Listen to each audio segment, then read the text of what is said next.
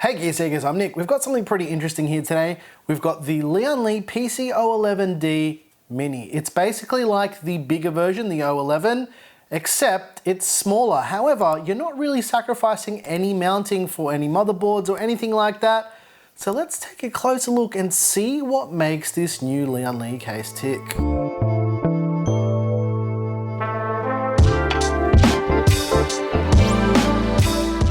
As usual when we do these reviews / builds on the channel, we only build with parts that we have on hand. We don't use stuff that we don't have, unfortunately, because yeah, we physically don't have them.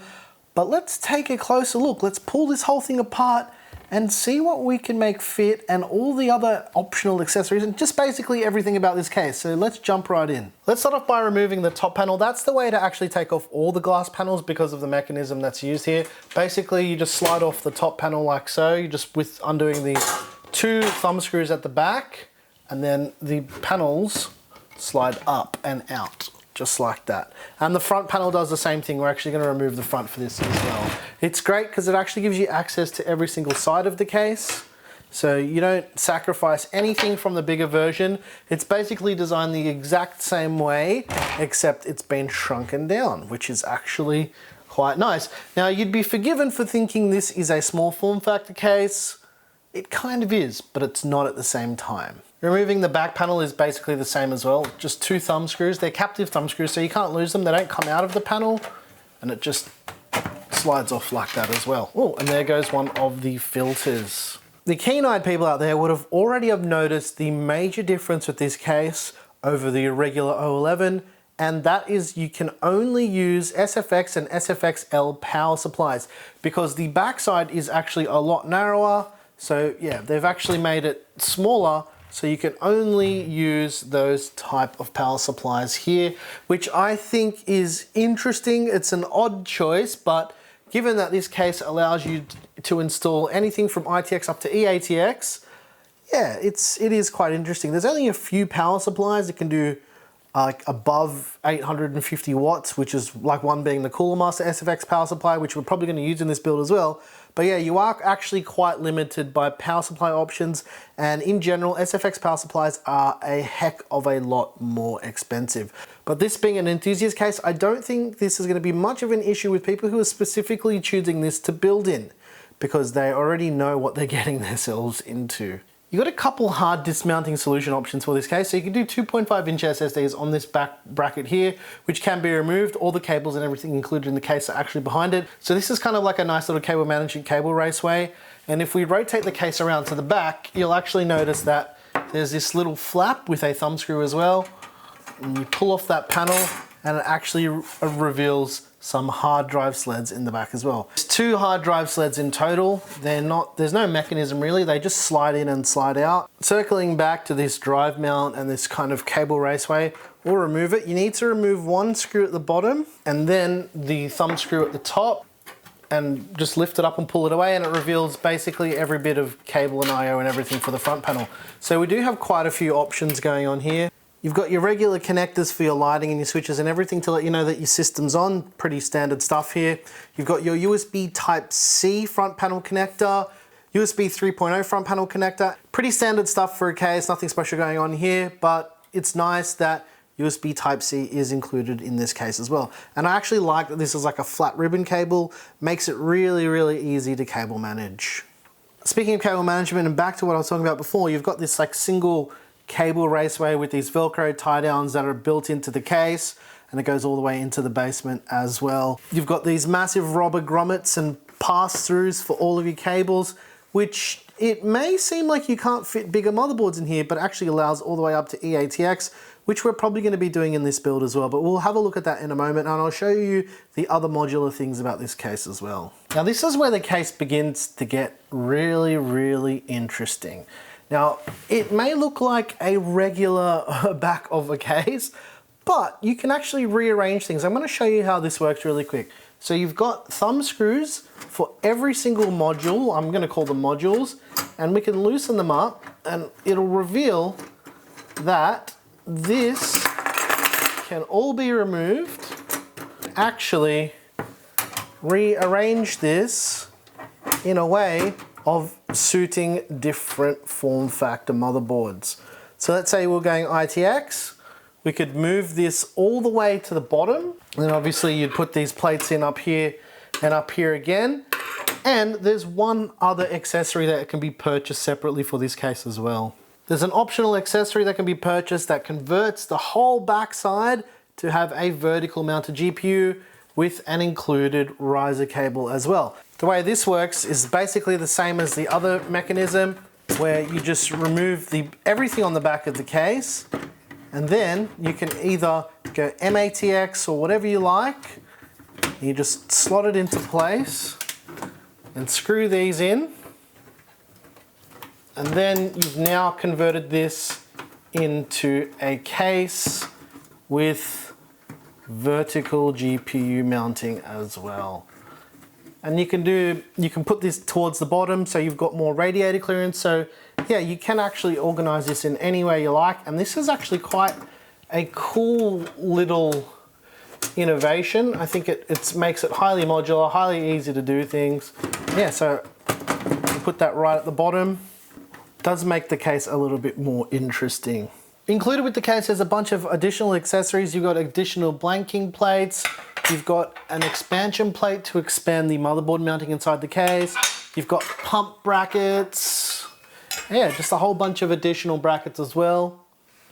So these are for like mounting DDC pumps and that kind of stuff on top of fans and whatnot. But yeah, it is nice that they actually include some pump brackets, which makes it easier for custom water cooling. In terms of motherboard mounting, as I mentioned earlier, you can go from EATX all the way up to EATX. So EATX is obviously going to hang out over here. But yes, it is actually possible to do EATX. In terms of fan and radiator mounting options, you've got a lot of options with this case. You can do a 360mm rad at the bottom, 360mm rad at the top. You can do 280 on the side if you'd like as well. You can do a 120mm fan on the rear, which means if you wanted to, you could do a total of 9 fans on the fan mounts, or even if you're a bit more adventurous, if you really wanted to, you could add probably 6 more fans on top of that if you were to do push-pull rads on the top and the bottom if you're doing custom water cooling.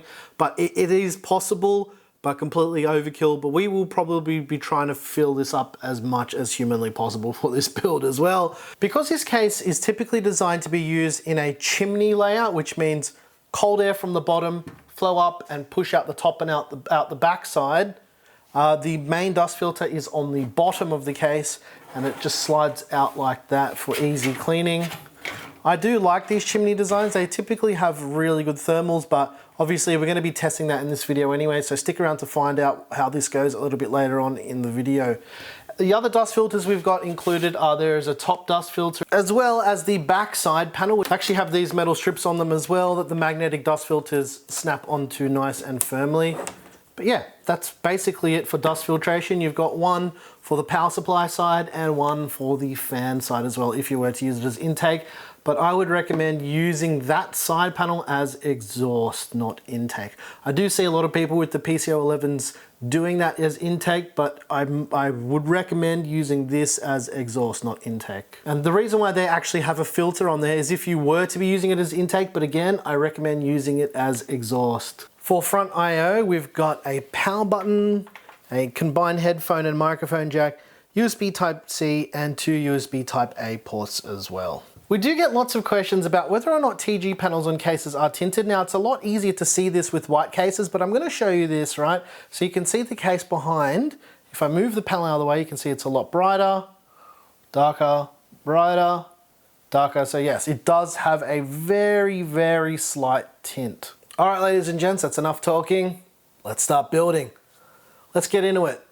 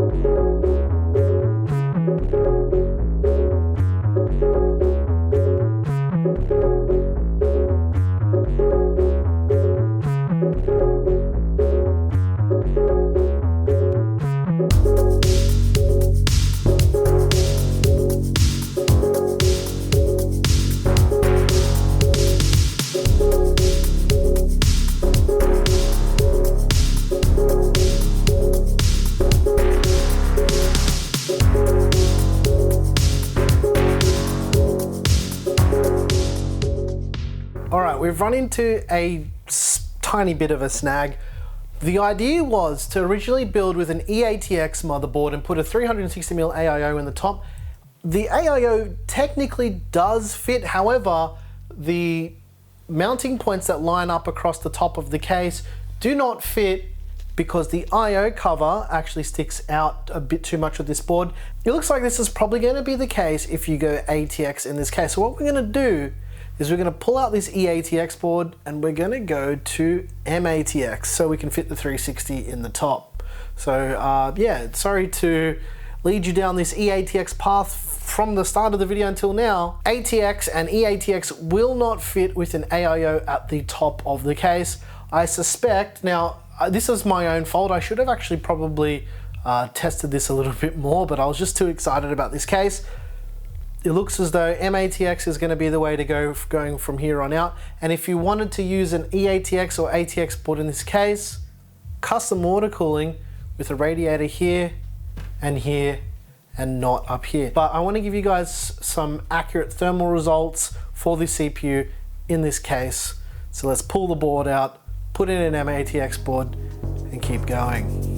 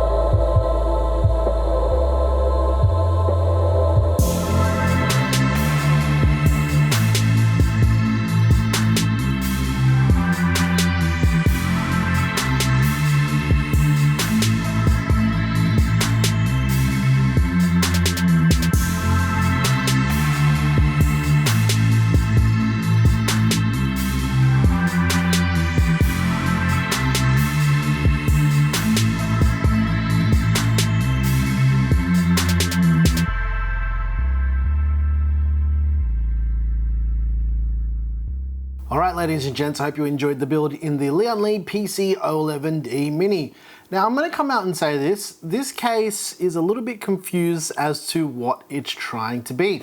It's a mid-tower, yet it's called Mini, so it's not small form factor. However, you can fit an ATX, an EATX motherboard, you can do mini ITX. There's a lot of different options, which is actually quite cool. However, the most common layout in this case is going to be ATX, yet you can't put a radiator at the top. Well, at least not a 360mm rad anyway.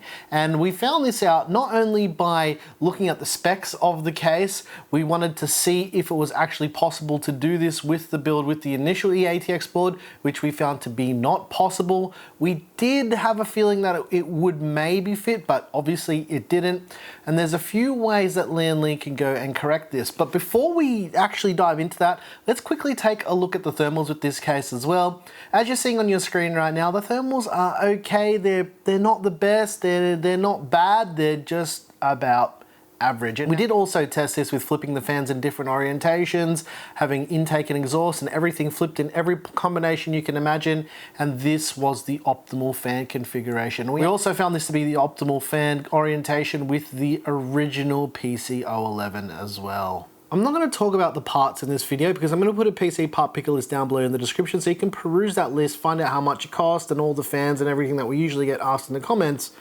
I really wanted to talk about a few of the missed opportunities with this case. Now I know there's going to be a lot of reviews coming out praising this case, and I know this for a fact that there are reviews praising this case. We built this system before the embargo lifted like 4 days ago, whatever it was, and we really wanted to sit back and see how we thought about this case, to really be honest with you guys. So the first missed opportunity, as I already mentioned, is the 360mm radiator mount on the top. And I get why they did this, to kind of make it different to the PC-O11, like the dynamic, the other one that they have, whatever.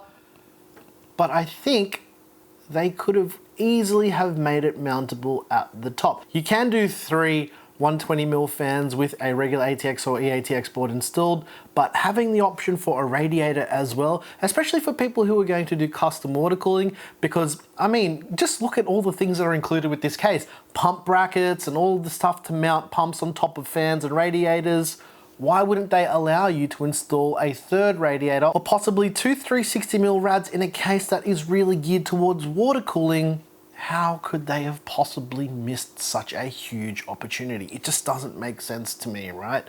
And again, I get it. I know why they've done this, but it still just doesn't make sense to me. Here's how they could have gone about this. They could have added about 10 to 15 mils on top of this case, and this would be a completely different case, and this would have been one of the best, most versatile cases ever built. Don't get me wrong again. It is very versatile. You can put a lot of different hardware combinations. I do like that, but the top 360 rad is a huge missed opportunity.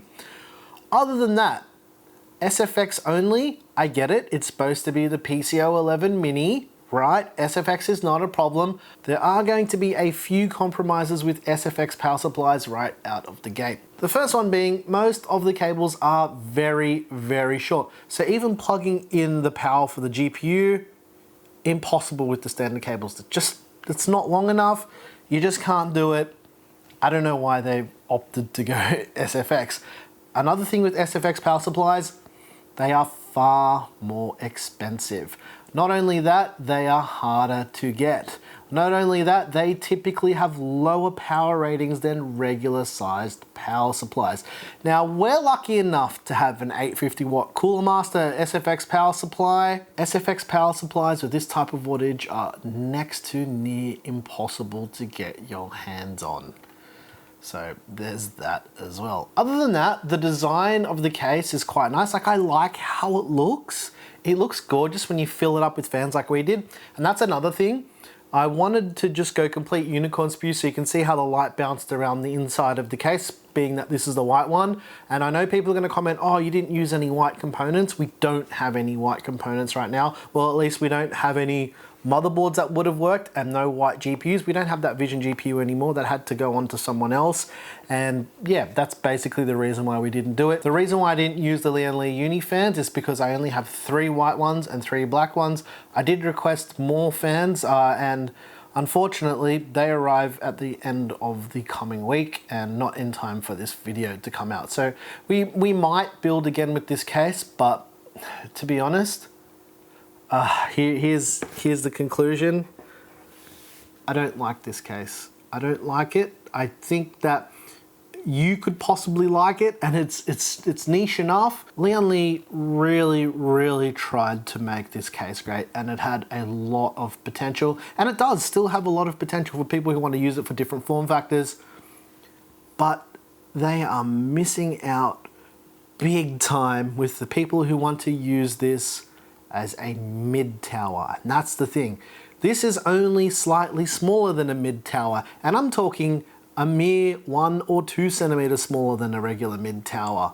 So why not give us the functionality of a regular mid tower? It just does not make sense to me. So personally, I wouldn't buy this case. Not my cup of tea. I'm allowed to not like things, that's my opinion. For you, maybe, but I do suggest that if you're going to be going down this path, really look at the hardware that you want to use, because if you're trying to do an ATX board or an EATX board with a 360mm right up the top, it's just not going to happen, mate. So yeah, you'll have to look elsewhere. But other than the things that I don't like about it, I do think this is quite a versatile case. The cable management is pretty excellent. In fact, if you're not using 3.5 spinning rush drives, pull the whole cage out, you don't need it. Also adds to your cable management space. I actually ended up doing this later when I was configuring the RGB controller in the back, because I put an Antec RGB controller in the base. It was just easier to plug stuff in and test stuff having it that way. And also when we swapped other boards out to test, it just made it a lot easier just to have that space a bit more accessible. So that would be my recommendation if you are going to go down this path. Remove that cage, you just don't need it. And this one is completely removed in this one. But yeah, that's how I feel about it. It's good, it's okay, it's not for me. And yeah, it looks really cool. Anyways, guys, if you like the music you heard here, I make all the music. It's available over on our Patreon. If you want to get early access to videos like this, it's available over on our float plane. Once again, thank you so very much for watching. I'm your boy Nick with Gear Seekers. You peak, we seek. And I'm going to be honest with you guys as well. This is not initially how this whole conclusion went down. It went a completely different direction. And I was pretty mad at this case because I still feel like it's a huge missed opportunity with it being almost the size of a mid tower, yet you can't fit mid tower stuff in it, although you can, but you can't. It's stupid, right? Anyway, yeah, the video went a whole different way, but I needed to sit back and really think about what I wanted to say again, which is why I took a few days to cool down. And yeah, anywho, thanks for watching, I guess.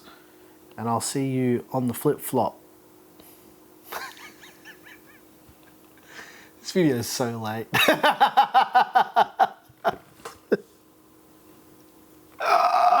Oh, why are you still sitting here watching? Someone commented the other day, you said that like people still watch this part of the video. Why are you still watching now? I'm not going to watch all your videos. I'm like, I don't care. Okay, fair enough. That's only one less person who doesn't like me. There's plenty of other people who don't like me. You know what we should have done? What? We should have installed the AIO the wrong way, like we did with the other video that we did the other day. It would have got like the best reaction ever. People, I just don't understand why they don't watch the video. They didn't watch Steve's video. They didn't watch Greg's video. They just looked at Steve's video title and the thumbnail and figured that's what the whole video was about. Watch his video. Yeah, at least watch it if you want to have an opinion on the internet, guys. It's like, don't judge a book by its cover. Look, I'm going to be honest, and people are going to watch this part of the video and they're going to comment this. That video from Steve, the title is complete clickbait and the thumbnail is complete clickbait. Do yourself a favor, watch the video, get the facts.